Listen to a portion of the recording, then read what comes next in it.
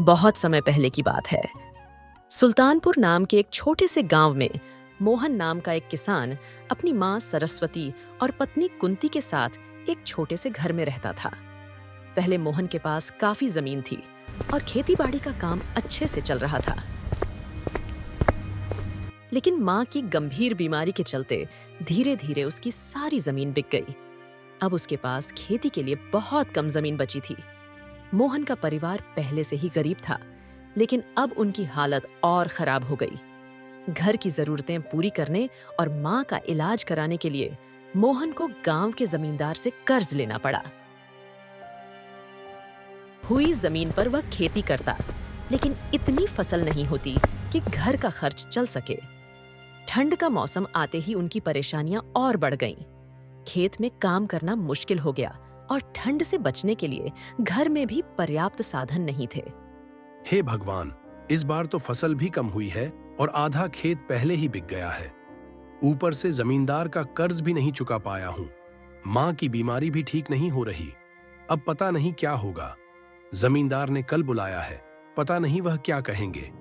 सारे पैसे तो माँ के इलाज में खर्च हो गए और अब छोटे से खेत और इस घर के अलावा कुछ भी नहीं बचा है। ठंड भी इतनी ज्यादा पड़ रही है कि काम करना मुश्किल हो गया है। हाँ जी, आप सही कह रहे हो, पर चाहे जैसी भी मुश्किल हो, गुजारा तो करना ही पड़ेगा। साथ ही सेठ जी का कर्ज भी चुकाना होगा। लेकिन अब करें क्या? हमने तो हर संभव कोशिश की, पर इस बार तो फसल भी इतनी कम हुई है कि अनाज मुश्किल से अपने खाने के लिए बचा है। ठंड के इस मौसम में तो हालात और खराब हो गए हैं। अब सेठ जी का कर्ज कैसे चुका पाएंगे? ठीक है कुंती, मैं अब खेत की ओर जा रहा हूँ। कल की कल देखेंगे, शायद कोई रास्ता निकल ही आए। सुल्तानपुर में इस बार ठंड ने सारे रिकॉर्ड तोड़ दिए थे।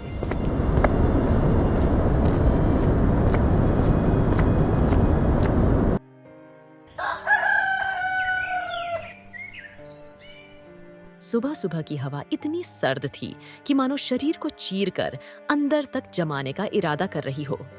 खेतों की मिट्टी पत्थर जैसी सख्त हो चुकी थी और पेड़ों पर जमी ओस की बूंदें बर्फ की तरह चमक रही थीं। ठंड इतनी भयंकर थी कि दिन हो या रात, लोगों का जीना दूभर हो गया था। गांव के गरीब परिवार अपने फटे पुराने कपड़ों में ठंड से लड़ने की कोशिश कर रहे थे।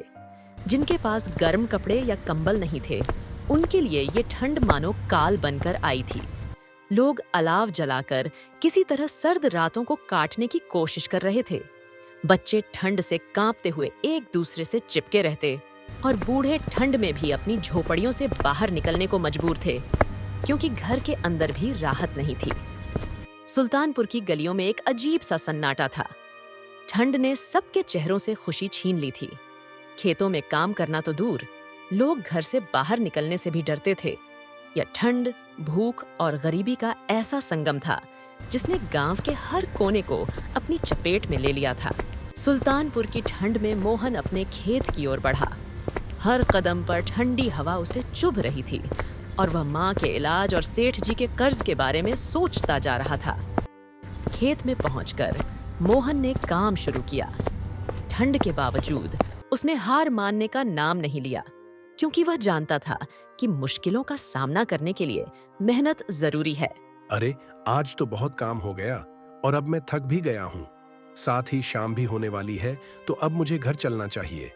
मोहन यह कहकर अपने खेत से वापस घर की ओर चल पड़ा।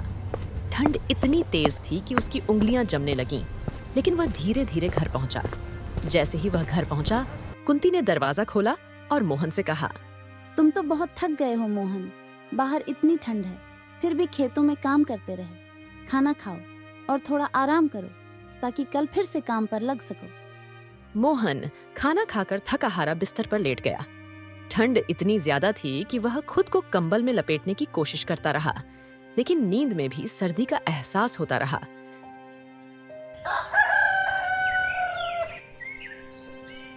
फिर अगले दिन सुबह होते ही मोहन ने कुंती से कहा, सुनो कुंती, मैं सेठ जी के पास जाता हूँ।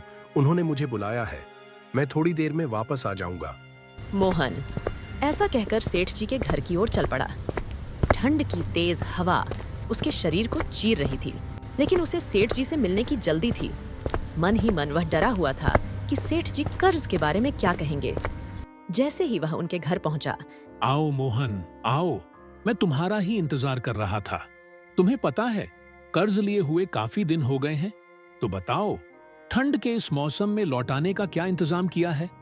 सेठ जी, इस बार मेरी खेती में इतना अनाज भी नहीं हुआ कि मैं आपका कर्ज चुका सकूं। ऊपर से माँ का इलाज भी चल रहा है। ठंड ने फसल को बर्बाद कर दिया है। मैं आपके पैसे जल्दी लौटाने की पूरी कोशिश करूंगा, बस थोड़ा समय और दीजिए। अरे मोहन, मुझे तुम्हारी परेशानियों से कोई मतलब नहीं है। वह तुम्हारा अपना मामला है। मुझे तो बस मेरा पैसा चाहिए और वह जल्द से जल्द वापस करो। सेठ जी, ऐसा मत कहिए। मेरी हालत पर थोड़ा रहम कीजिए।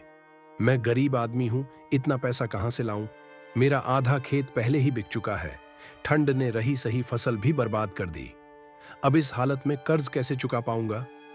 मोहन, मुझे तुम्हारी कोई बात नहीं सुननी है। मुझे मेरा पैसा वापस चाहिए। अगर पैसा नहीं है तो अपने खेत का वह टुकड़ा मेरे नाम कर दो। फैसला तुम्हें अभी करना होगा। बताओ, क्या मंजूर है? सेठ जी, मुझे थोड़े दिन का और समय दे दीजिए। मैं वादा करता हूं कि आपका पूरा कर्ज चुका दूंगा। बस इस ठंड के मौसम में थोड़ा रहम करिए। ठीक है मोहन, मैं तुम्हें एक आखिरी मौका दे रहा हूं। लेकिन याद रखना, अगर इस बार कर्ज नहीं चुका पाए तो मैं तुम्हारा घर और खेत दोनों अपने नाम कर लूंगा। सेठ जी की बातें सुनकर मोहन भारी मन से वहां से चल पड़ा। ठंड की तेज हवा उसके चेहरे पर थपेड़ों की तरह लग रही थी। रास्ते भर सेठ जी के खड़े शब्द उसके दिमाग में गूंजते रहे। वह सोचता हुआ अपने घर आ गया। मोहन, क्या हुआ? सेठ जी ने क्या कहा? तुम इतने परेशान क्यों लग रहे हो? कुंती, सेठ जी ने मुझे 7 दिन का और वक्त दिया है, लेकिन वह कह रहे थे कि अगर इस बार कर्ज नहीं चुकाया तो मेरा घर और खेत दोनों नीलाम कर देंगे। अजी, आप कुछ करिए। आप तो माँ जी की भी तबीयत बहुत ज्यादा खराब हो गई है और अवसर दिया भी शुरू हो गई है, तो हमें परेशानी होगी। ठीक है कुंती, मैं अब खेतों में और मेहनत करूंगा। सेठ जी का कर्ज भी चुकाऊंगा और माँ जी का इलाज भी कराऊंगा। इस ठंड में हमें और सतर्क रहना होगा, लेकिन हार नहीं मानेंगे। इस तरह वे दोनों आपस में बातचीत कर ही रहे थे कि सर्दियां अपने चरम पर पहुंचने लगीं। शाम होते ही तेज ठंडी हवाएं चलने लगीं और ठंड इतनी बढ़ गई कि मोहन की मां की तबीयत और बिगड़ गई। उनकी खांसी और बुखार ने हालात और भी कठिन कर दिए। यह सब देखकर कुंती चिंतित हो गई और मोहन से कही, अजी, देखिए, ठंड कितनी बढ़ गई है और माँ जी की तबीयत भी बिगड़ती जा रही है। अब क्या करेंगे? उनकी दवाइयाँ भी खत्म हो गई हैं। अगर जल्द कुछ नहीं किया तो हालत और खराब हो जाएगी। हाँ कुंती, ठंड तो दिन ब दिन बढ़ती जा रही है और माँ जी की तबीयत भी बिगड़ती जा रही है। ऊपर से हमारे पास दवाइयाँ लाने के लिए पैसे भी नहीं बचे हैं। मुझे समझ नहीं आ रहा कि अब क्या करूं। मोहन और कुंती आपस में बातचीत कर ही रहे थे कि मोहन की मां की तबीयत अचानक बहुत ज्यादा खराब हो गई। ठंड के बढ़ते असर ने उनकी हालत और बिगाड़ दी। वह आखिरी सांसें ले रही थीं और मोहन और कुंती असहाय होकर यह सब देख रहे थे। थोड़ी ही देर में ठंड की मार झेलते हुए उनकी मां ने दम तोड़ दिया। यह देखकर मोहन और कुंती के पैरों तले मानो जमीन खिसक गई। दोनों गहरे सदमे में डूब गए और फूट फूट कर रोने लगे। मां की मौत का शोक उनके दिलों को चीर गया और वे अंदर ही अंदर टूट गए।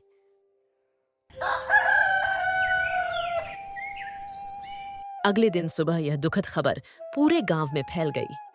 पूरे गांव में उदासी का माहौल छा गया और लोग उनकी मां के जाने का गम महसूस करने लगे।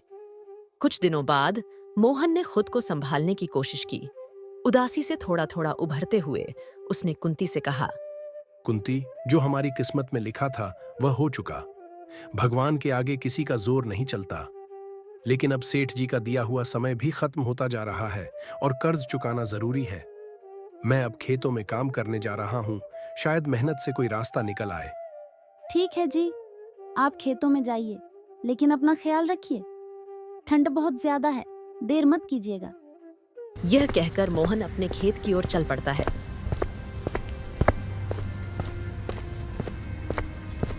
और वहां पहुंचकर बीज बोने लगता है।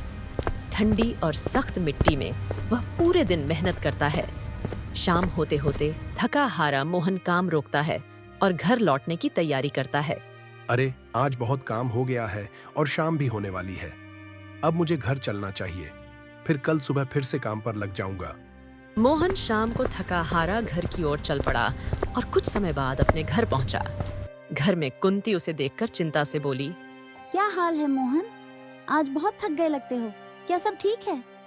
हाँ कुंती, आज बहुत काम था, लेकिन अभी भी समय है। कल फिर से खेतों में लगकर मेहनत करूंगा।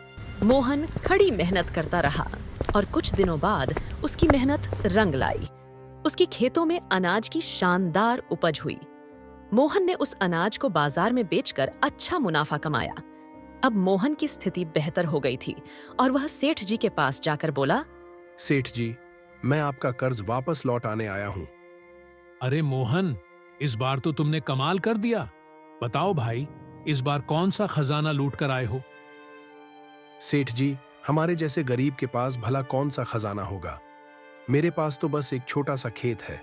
इस बार मेहनत ज्यादा की और भगवान की कृपा से फसल भी अच्छी हुई। इसी से आपका कर्ज चुका दिया सेठ जी। यह बात तो सही कह रहे हो। चलो मोहन, अब पैसे निकालो। ऐसा बोलकर मोहन सेठ जी को पैसे लौटा देता है और सारा कर्ज चुका देता है।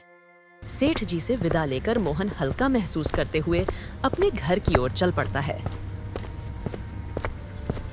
घर पहुंचते ही कुंती मोहन को देखकर कहती है, आप आ गए जी? सेठ जी का कर्ज चुका दिया क्या? हाँ कुंती, सेठ जी का सारा कर्ज चुका आया हूँ। ठंड इतनी थी कि रास्ता तय करना भी मुश्किल लग रहा था, लेकिन अब हमारा कर्ज उतर गया है। बस अफसोस इस बात का है कि माँ जी को हमने हमेशा के लिए खो दिया। हाँ जी, आप सही कह रहे हो। भाग्य के आगे किसकी चली है? जो होना था वो तो होकर ही रहा। हमारी किस्मत में शायद यही लिखा था। कुंती, तुम सही कहती हो। भाग्य के आगे हमारी कोई नहीं चलती। जो वह करेंगे हमें वही भोगना पड़ेगा। फिर भी दिल में दर्द तो है। माँ का चले जाना बहुत कष्टकारी है। मोहन और कुंती ने एक दूसरे को सहारा देते हुए ठंड और मुश्किलों का सामना करने का निर्णय लिया। मोहन ने खेतों में और मेहनत की और कुंती ने घर के काम के साथ छोटे-मोटे हाथ के काम शुरू किए। सर्दी का असर अब भी था, लेकिन उनकी मेहनत धीरे-धीरे रंग लाने लगी। खेतों में अनाज बढ़ने लगा और कुंती के काम से घर में थोड़ा अतिरिक्त पैसा आने लगा। गांव वाले उनकी मेहनत से प्रेरित होने लगे।